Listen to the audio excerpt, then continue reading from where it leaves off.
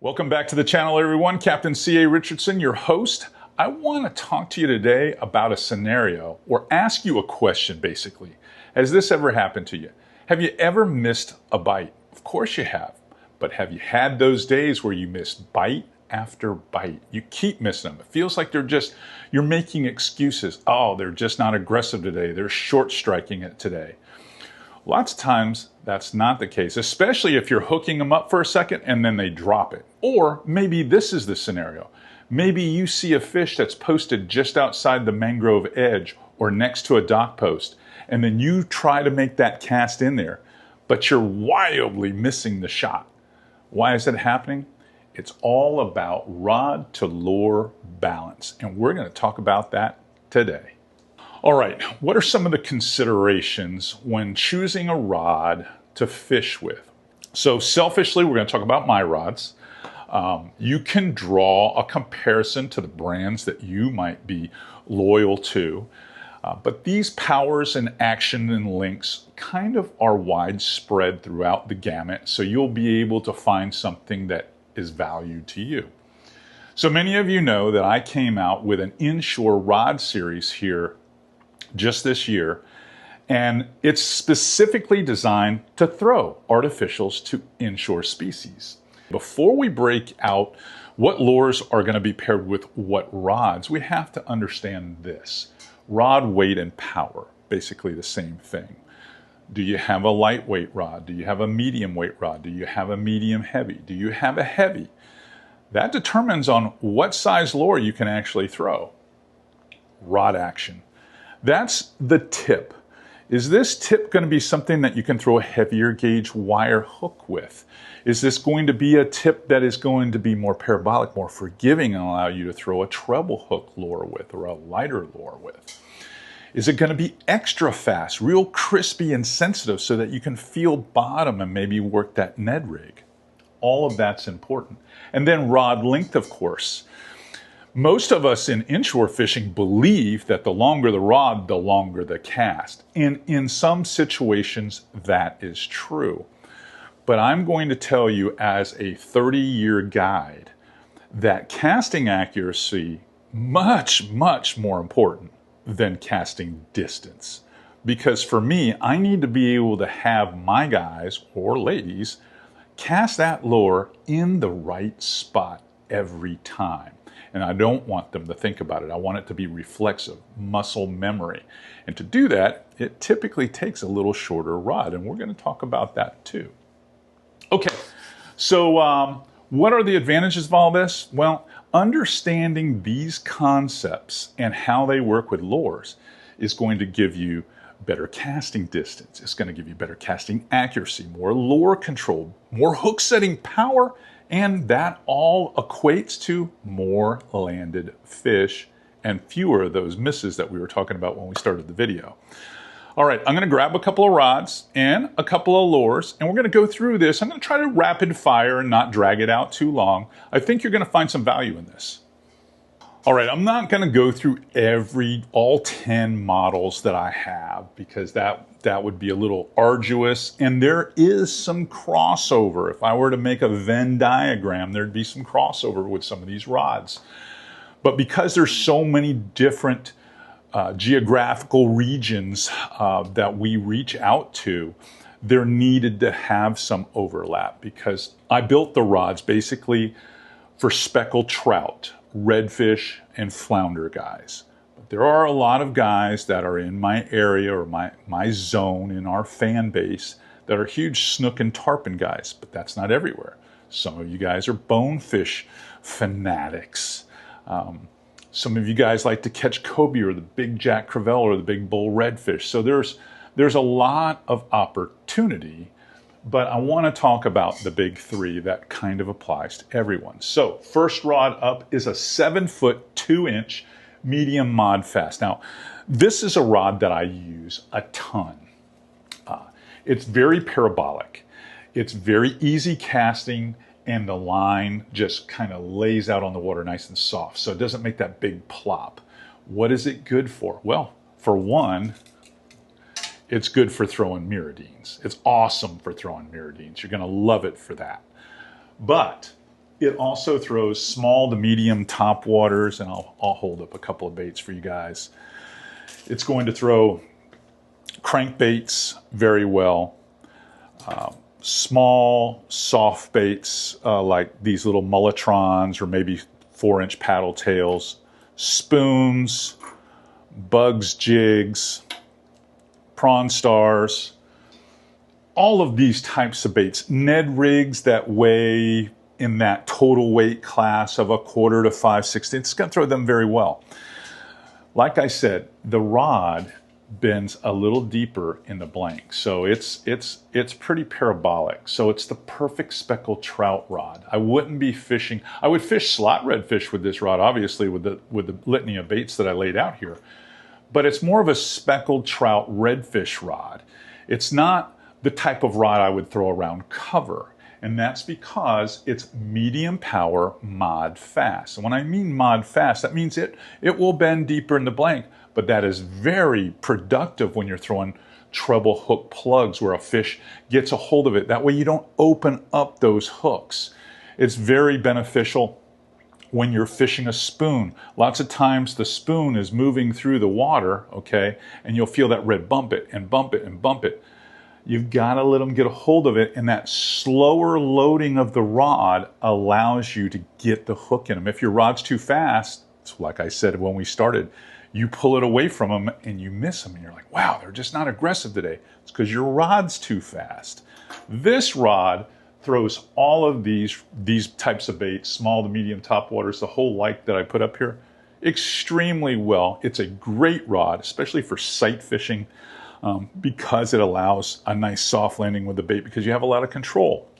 If you're someone that doesn't generate a lot of rod speed, maybe you're slight of build, maybe you're a little older, maybe you're a lady angler and you don't have that really quick firing cast, this rod is going to get it done for you. Okay, next up in the spinning rod category is what I call the workhorse rod. The rod that I feel comfortable fishing for bigger redfish, flounder. For those of you that like to target snook, it's going to be ideal for that.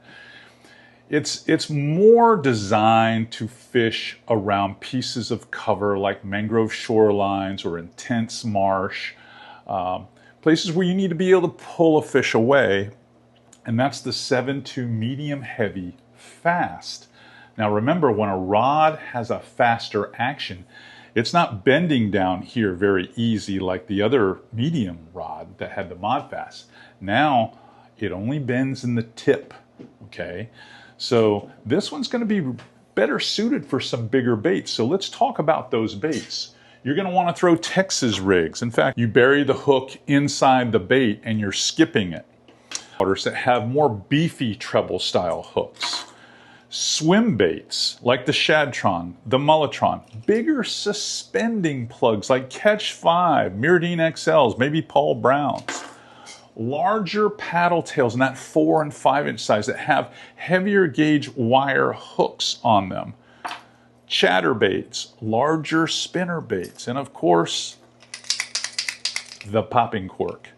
All of those are best suited for this 7'2" medium heavy fast rod in the new FlatsClass Inshore series.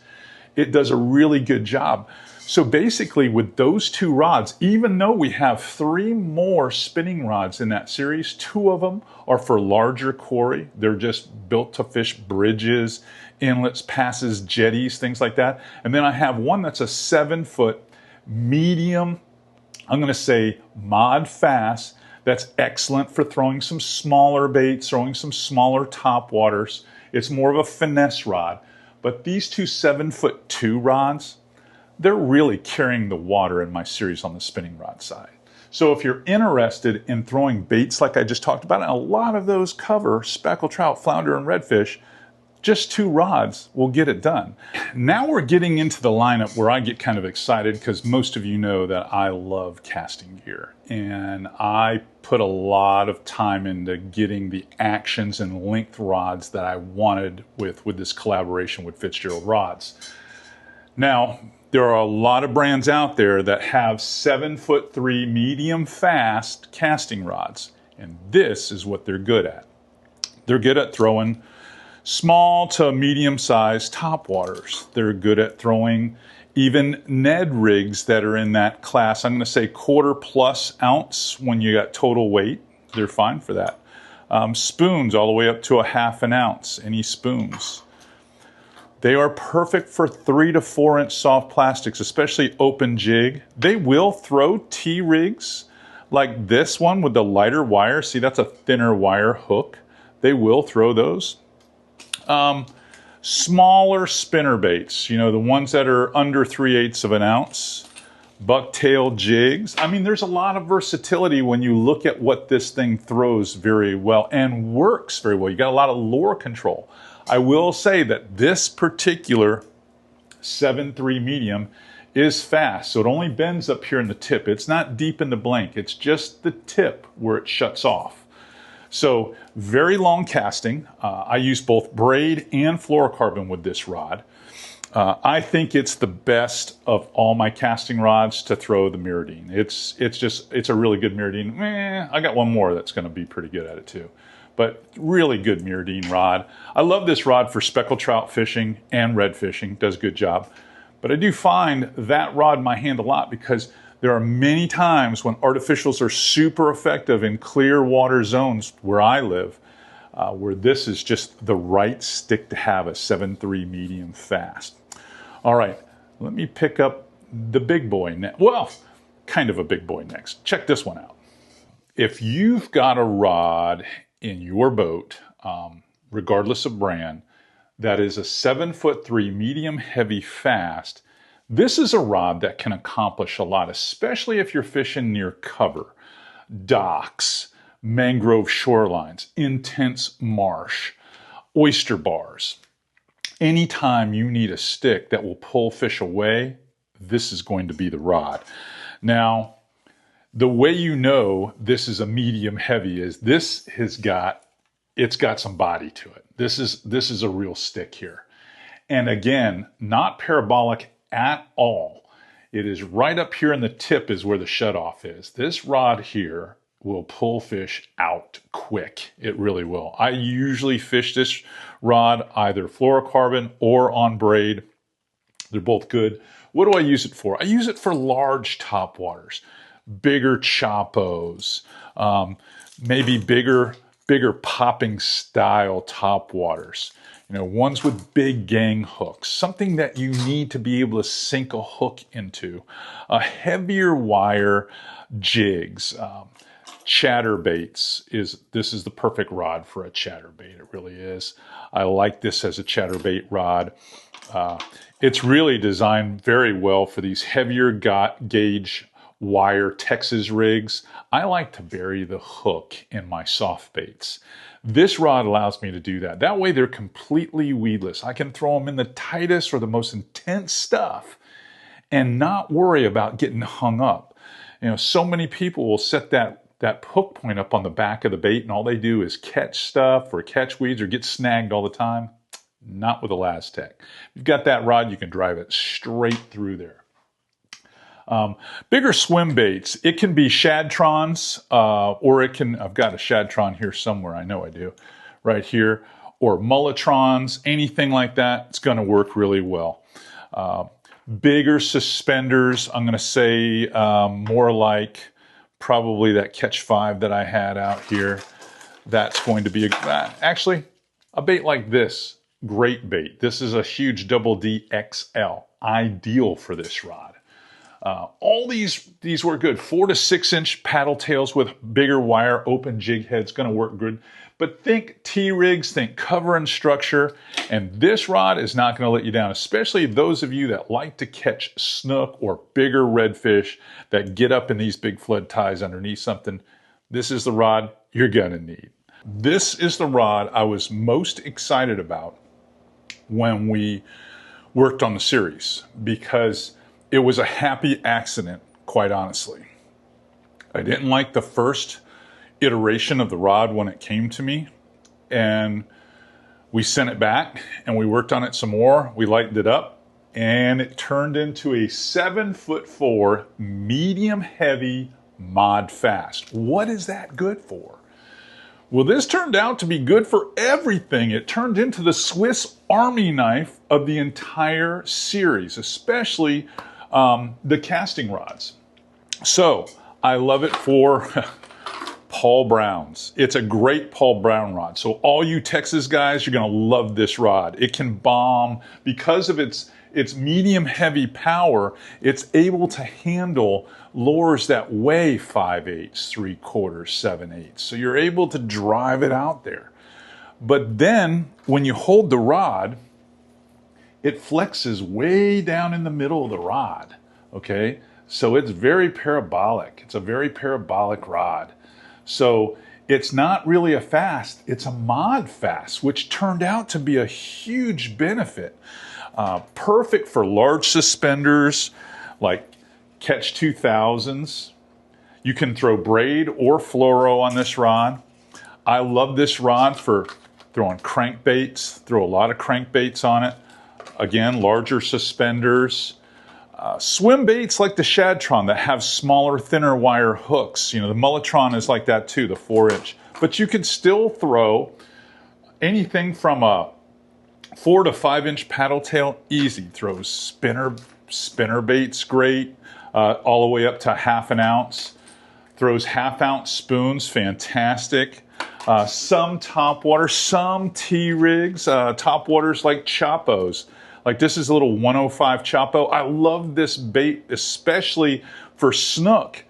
And it's one of those kind of lures that because it's a plopper, you're just rolling it, rolling it, rolling it, rolling it, and they're popping at it. But when they really get ahead of it, you get that nice little slow load with that mod fast, and you do not lose them. You do not miss those hits. You catch every one of them.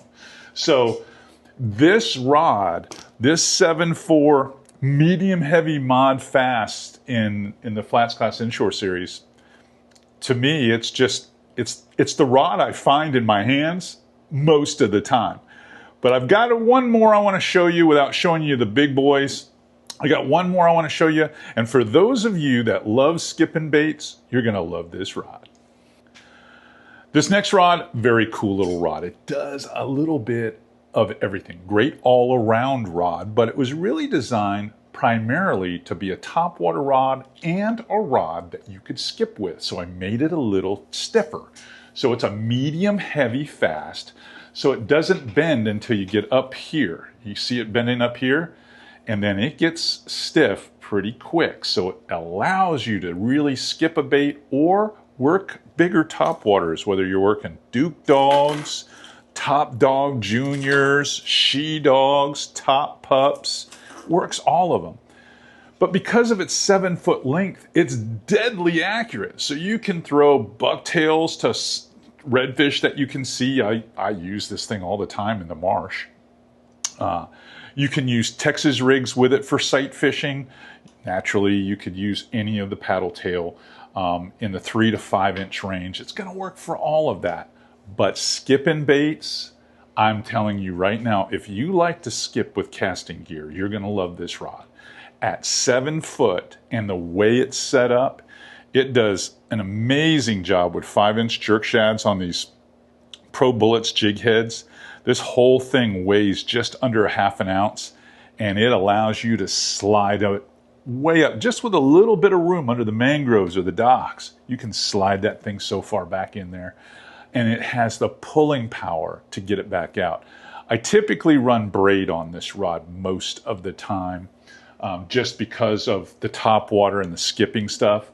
But I love this. You pair it up with a salty hundo and some 30-pound braid. It's a little stick that you're going to find a lot of uses for. All right, wrapping up. Here's the rods that we talked about today that are in the FlatsClass Inshore series. And like I said, you can take these same links, powers, and action, compare them with the rods that you're using.